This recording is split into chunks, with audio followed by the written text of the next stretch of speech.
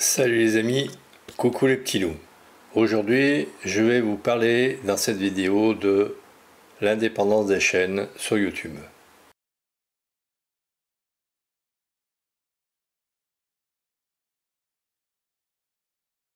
Pourquoi évoquer l'indépendance des chaînes sur YouTube? Eh bien parce que c'est primordial.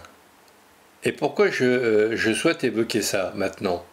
Tout simplement parce que dans ma dernière vidéo, je vous ai sollicité pour me rejoindre, histoire de me soutenir financièrement pour que je puisse acheter des petits accessoires et les tester et vous en parler en toute connaissance de cause et non pas vous en parler par oui-dire. Et puis honnêtement, je ne souhaite pas servir la soupe aux marques, c'est-à-dire leur cirer les pompes, c'est-à-dire leur faire de la pub. Donc je souhaitais diversifier un petit peu la thématique de ma chaîne. Mais bon, j'allais dire que si ça vous intéresse pas plus que ça, bon, bah, tant pis, hein, je continuerai sur ma lancée, hein, tel que je vous donne des infos sur cette chaîne. En ce qui me concerne, donc pour entrer dans le vif du sujet, tout le monde sait que je suis en Nikon depuis au moins 40 ans. Quand je vous dis que le fonctionnement du matériel est nickel et que les réglages sont top et que d'autres le sont un peu moins et que là je suis pas content parce que il y a un truc qui va pas, vous savez que je sais de quoi je parle. Je sais manipuler mon matériel, a priori. Et je vous dis exactement ce que je pense de mon matériel. Je ne dois rien à Nikon, vu que je lui file des ronds depuis une quarantaine d'années, donc je ne lui dois rien. Donc quand je dénonce des petits travers, ou quand je dis que tiens ce réglage est top, vous savez qu'il y a des chances pour que cela soit vrai. Selon mon point de vue, bien évidemment. Alors c'est pas forcément la vérité vraie, mais on va dire c'est une vérité relative que moi j'ai cru apercevoir. Mais lorsque vous avez un youtubeur qui vous parle d'une marque qui est bien, qui l'utilise pour son travail, et puis quelques mois plus tard, il vous parle d'une autre marque qu'il utilise régulièrement et qu'il n'a jamais quitté. À quel moment doit-on croire ce youtubeur? Et à quel moment doit-on le croire dans ce qu'il dit? Dernièrement, j'ai vu quelques vidéos et il y avait des youtubeurs qui tenaient ce type de propos, à savoir que cette marque est bien, machin, truc, bidule, et puis peu de temps après, il vous parle d'autre chose, il vous parle d'une autre marque. Quand vous écoutez Steven par exemple, il ne vous incite pas à l'achat. Je me souviens une fois,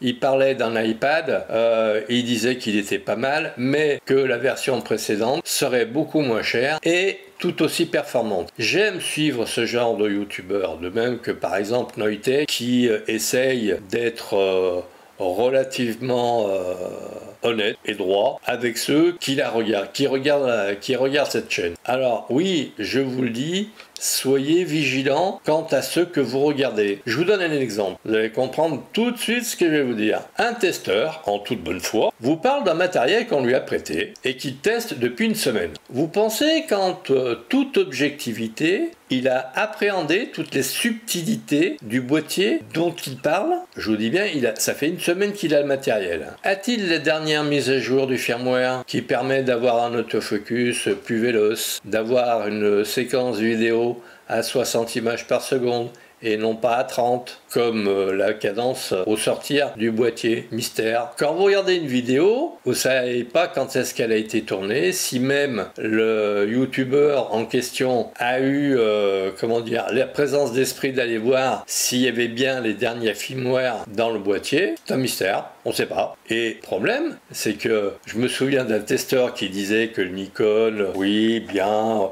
mais bon, il ne fait que de la 4K en 30 images par seconde, alors que 3 mois plus tard, la 4K en 60 images par seconde devait sortir. C'était prévu, mais il n'en a pas parlé. ce monsieur pérorait sur le fait que son boîtier à lui, et au niveau autofocus, était nettement mieux. Ah ouais? Ça rien. Au bout d'à peine une semaine, le mec pouvait dire de quoi il en retournait. Moi, j'ai un Z6 II depuis 2 ans, on va dire, et il y a des trucs que je viens juste de découvrir. Alors, il y en a certains qui vous diront, ouais, le Z6 II a peu évolué par rapport au Z6. Mais on n'en a rien à foutre. Nous, on achète le Z6 II, on n'achète pas le Z6. Si on nous parle du Z6 II, qu'on nous dise, le Z6 II, il fait ça.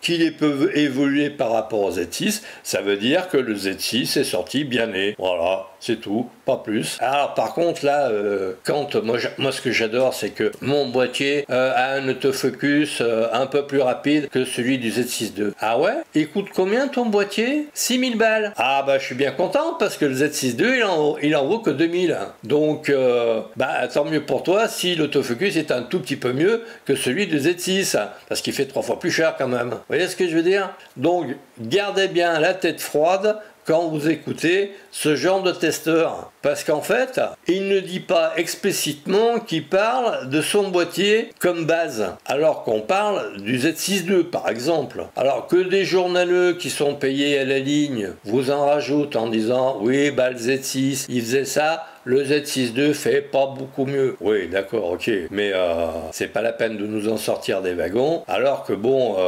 toute la gamme, on s'en fout. Nous, ce qu'on souhaite acheter, c'est le Z6 II. C'est pas le Z6, ni le Z50. On veut une vidéo qui nous parle du boîtier que l'on souhaite acheter. Pas de la gamme de Nikon ou de Canon. Je veux dire, je prends Nikon parce que c'est la marque que je possède et qui me va bien. Qu'un YouTuber vous parle que le Z6 II fait pas beaucoup mieux que le Z6, ouais, mais bon... on s'en fout. Combien de youtubeurs essaient de survivre par tous les moyens et feront croire qu'ils sont indépendants alors qu'ils sont sponsorisés par une marque? Plusieurs. Personnellement, j'ai été sollicité par une marque de gadget, je sais plus ce que c'était. La marque m'était complètement inconnue. Je devais signer un contrat de plusieurs pages, rédigé en anglais, et effectivement, le budget loué était relativement alléchant, 4 à 5 000 euros. Ah ouais, quand même, hein. Mais bon, je me suis dit, là, il va falloir que je parle de ce truc en termes positifs. Ça, j'ai fait une traduction sur Google Translate et je devais dire des choses positives. Ouais, et ma crédibilité dans tout ça après. Certes, le budget alloué était sympathique, mais après, j'aurais fait quoi avec auprès de mes 3900 abonnés? Quand on en a 50 ou 60 000, on peut spéculer sur le fait que peut-être qu'une bonne partie des abonnés n'auront pas fait le lien entre le produit, on va dire, dont on parle, et la réalité des choses. Mais quand on a 4000 abonnés, j'ai entendu un youtubeur qui disait qu'il était reparti de zéro à partir de 60 000 et il disait que c'était galère. Alors vous imaginez, repartir de zéro avec 4000 abonnés et